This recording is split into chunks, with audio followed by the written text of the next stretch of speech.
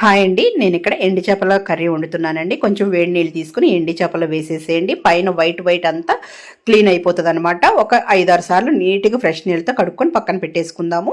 చూసారు కదండి. ఇప్పుడు ఒక 2 స్పూన్లు కళాయిలో ఆయిల్ వేసేసి, ఆయిల్ కాగిన తర్వాత ఒక పెద్ద సైజు ఉల్లిపాయ, 2-3 పచ్చిమిరపకాయలు కూడా వేసేసి, అలాగే గల్లుప్పు కూడా వేసుకుందామండి. ఉప్పు కొంచెం తక్కువ వేయండి, ఎందుకంటే ఉప్పు చేపలో కూడా ఉప్పు ఉంటుంది అనమాట. ఎంత క్లీన్ చేసినా ఉప్పు అనేది ఉంటుంది.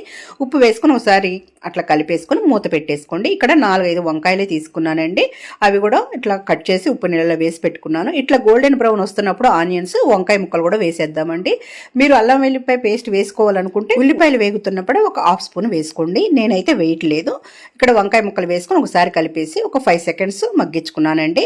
ఇప్పుడు మూత తీసి 2 టమాటాలు సన్నగా కట్ చేసుకుని వేసేసి ఒకసారి కలిపేసేసి కొంచెం పసుపు, మీ టేస్ట్ తగ్గట్టు కారం కూడా వేసుకోండి. ఇది నేను మసాలా కారం అండి. నేను ఇక్కడ వాడేది చాలా టేస్టీగా ఉంటుంది అనమాట. ఈ కారం కూడా వేసేసి ఒకసారి కలిపేసేసి మూత పెట్టేద్దామండి. చిన్న మంట మీదే ఉడికించుకోండి. టమాటాలో వాటర్ వచ్చేసి చక్కగా ఉడుకుతుంది అనమాట. చూసారు కదా, చక్కగా మగ్గిపోయినాయి టమాటాలు అనేది. ఒకసారి కలిపేసి ఒక 1/2 కప్పు వాటర్ పోసేసుకుందాం. అట్లాగే ఒక నిమ్మకాయలో సగం అంతా చింతపండు తీసుకొని ఆ చింతపండు పులుసు కూడా పోసేసి ఒకసారి కలిపేసేసి సిమ్కి హైకి మధ్యలో పెట్టేసి మూత పెట్టేసేయండి. చక్కగా ఉడుకుతూ ఉంటుంది. అప్పుడు మనం క్లీన్ చేసుకున్న చేప ముక్కల్ని వేసేసుకుందామండి.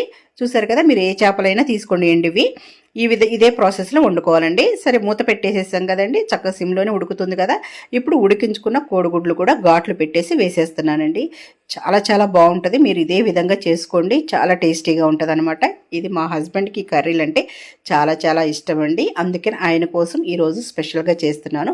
సిమ్లో పెట్టేసి ఒక 5 మినిట్స్ వదిలేసేసేయండి. చక్కగా దగ్గరగా ఉడుకుతుంది అనమాట. కొంచెం పులుసు కావాలంటే కూడా మీరు వండుకోవచ్చు. చాలా టేస్టీగా ఉంటుంది. ఒకసారి ట్రై చేయండి.